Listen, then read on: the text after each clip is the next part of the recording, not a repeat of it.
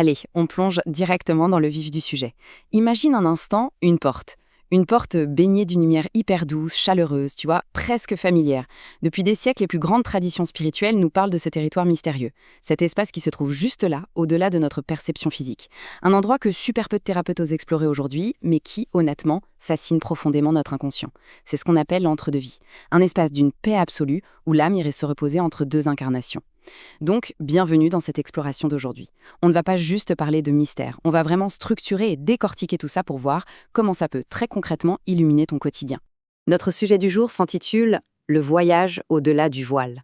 Et ce qu'on va regarder ensemble, c'est comment l'hypnose régressive profonde nous permet d'accéder à ces fameuses mémoires. Et attention, le but ici, ce n'est absolument pas de fuir la réalité, bien au contraire. C'est une démarche d'une douceur infinie pour t'aider à trouver un vrai sens profond à ton incarnation actuelle. Avec cet outil, tu ne pars pas dans un imaginaire complètement perché, tu vas vraiment puiser à la source de ta propre histoire pour capter les schémas de ta vie présente. C'est un voyage qui demande beaucoup de bienveillance envers toi-même et c'est exactement l'ambiance qu'on va garder tout au long de ce décryptage. Et ça nous amène à une question qu'on me pose tout le temps. C'est quoi, en fait, la vraie différence entre explorer une vie antérieure et explorer l'entre-deux-vie? Eh bien, dis-toi que revivre une vie antérieure, c'est un peu comme regarder un film. Tu t'assois dans une salle obscure, tu regardes l'écran, tu observes les personnages, tu ressens les émotions, tu es littéralement plongé dans l'histoire. Mais l'entre-deux-vie, c'est un tout autre niveau. C'est le moment où tu te lèves de ton siège, tu sors de la salle et tu entres carrément dans la cabine de projection. C'est l'espace de la connaissance absolue. Tu ne subis plus le scénario. Là, tu comprends exactement pourquoi ce film-là, avec ses défis bien spécifiques, a été choisi pour toi. C'est un vrai changement de perspective, tu ne trouves pas? Bon, ce qui est vraiment dingue avec tout ça, c'est que ce n'est pas du tout une invention récente ou une énième mode New Age. C'est un concept universel. D'un côté, on a toutes ces sagesses anciennes, le bardo des Tibétains, la menti des Égyptiens, sans parler de plein de traditions chamaniques, tous décrivent exactement le même espace de transition. Et de l'autre côté, on a la clinique moderne qui vient valider ces intuitions millénaires. Prends le célèbre hypnothérapeute américain Michael Newton par exemple. Ce gars-là était profondément sceptique à la base, et pourtant, il a documenté des milliers de cas cliniques. Et ce qu'il a découvert est juste fascinant. Il y a une cohérence absolue dans les récits de ses patients. Peu importe leur croyance de départ. La structure du voyage, elle, reste invariablement la même. Alors, comment ça se passe concrètement, ce fameux voyage? Voici la cartographie du parcours. C'est structuré en 6 grandes étapes. Ça commence tout en douceur, par la paix et la lumière, cette sensation de séparation hyper apaisante où tu ressens ce sentiment profond de rentrer à la maison. Ensuite, tu as la revue de vie, une relecture totalement bienveillante de ton existence. La 3e étape, c'est souvent la plus intense émotionnellement, les retrouvailles d'âme. C'est là que tu reconnectes avec tes guides ou ta famille d'âme. Après, la 4e étape t'amène au sens de ta vie actuelle. Une clarté soudaine, un vrai déclic sur tes raisons d'être ici, maintenant. La 5e te révèle les leçons à intégrer pour comprendre les défis que tu as toi-même choisis. Et on termine par le choix de l'incarnation, où tu intègres pleinement tout ce qui a été décidé pour cette vie. C'est une logique vraiment implacable. J'aimerais m'arrêter un instant sur un point absolument crucial, cette fameuse 2e étape, la revue de vie. Comme le dit si bien la philosophie de cette pratique, ce n'est pas un jugement, c'est une compréhension. Et ça, c'est fondamental. On a tellement cette peur culturelle du jugement après la mort, tu sais, l'idée du grand tribunal céleste. L'hypnose régressive, elle, nous montre tout l'inverse. Pendant cette étape, ton histoire passée est revisitée, non plus avec la douleur de l'épreuve, mais vraiment avec l'œil de l'apprentissage. C'est fou, mais ça ressemble beaucoup à la psychogénéalogie. Ça t'offre la capacité de relire ton propre récit pour te réconcilier avec des événements, ou même des personnes qui te semblaient avant super injustes. Tout prend son sens sous la lumière de la compréhension, zéro culpabilité garantie. Mais bon, tu vas me dire, à quoi ça sert concrètement dans ma vie de tous les jours? Eh bien, revenons aux bénéfices tangibles, parce qu'il y en a plein. D'abord, ça instaure un rapport à la mort qui est totalement apaisé. La mort n'est plus ce mur angoissant, cette fin absolue.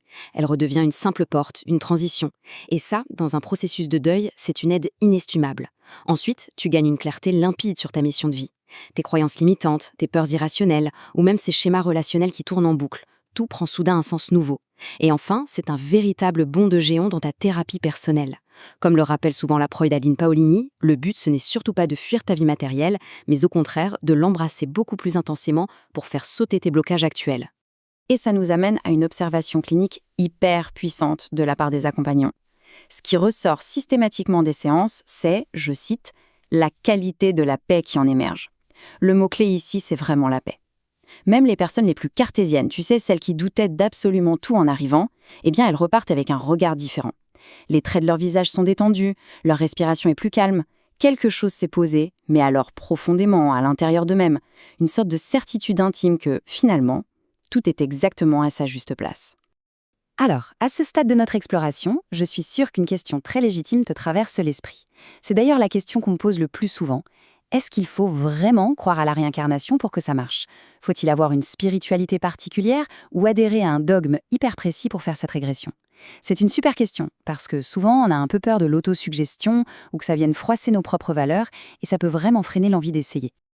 Et là, la réponse est super claire, non, pas du tout. La croyance n'est absolument pas un prérequis. Et c'est justement là que réside toute la beauté de l'outil hypnotique. Que tu considères ce que tu vois comme une vraie réalité spirituelle, le voyage littéral de ton âme, ou bien que tu le perçoives juste comme une énorme métaphore inventée par ton inconscient pour t'aider à guérir, eh bien figure-toi que le résultat est exactement le même. La libération émotionnelle, les prises de conscience, les bienfaits thérapeutiques, tout ça est bien réel. Ton cerveau intègre la résolution du conflit avec exactement la même puissance. Donc oui, rassure-toi, cette méthode est vraiment accessible à tout le monde. Par contre, attention, on ne s'improvise pas explorateur de l'entre-deux-vie comme ça, sur un coup de tête.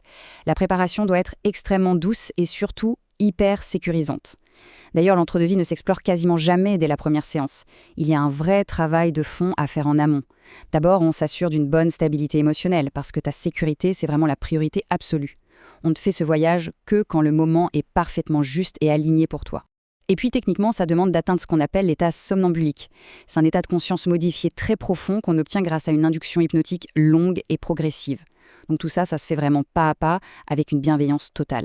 Et voilà, on arrive déjà à la fin de notre décryptage d'aujourd'hui. La question que j'ai envie de te poser maintenant est simple, mais elle résonne fort. As-tu cet élan, toi aussi, de mettre un peu plus de lumière sur ton propre chemin? Franchement, comprendre le pourquoi de nos épreuves, c'est sûrement l'un des plus beaux cadeaux qu'on puisse s'offrir. Si cette approche structurée, douce et cette perspective de trouver des réponses te parlent, le premier pas est super simple. Ça peut être juste un appel découverte pour échanger tranquillement ou une première consultation pour préparer le terrain. Je te laisse méditer là-dessus, et si les clés de tes plus grands blocages actuels se trouvaient tout simplement de l'autre côté de cette porte lumineuse, directement dans la salle de projection de ta propre existence. Merci d'avoir suivi cette exploration avec moi et à très vite pour un nouveau décryptage passionnant.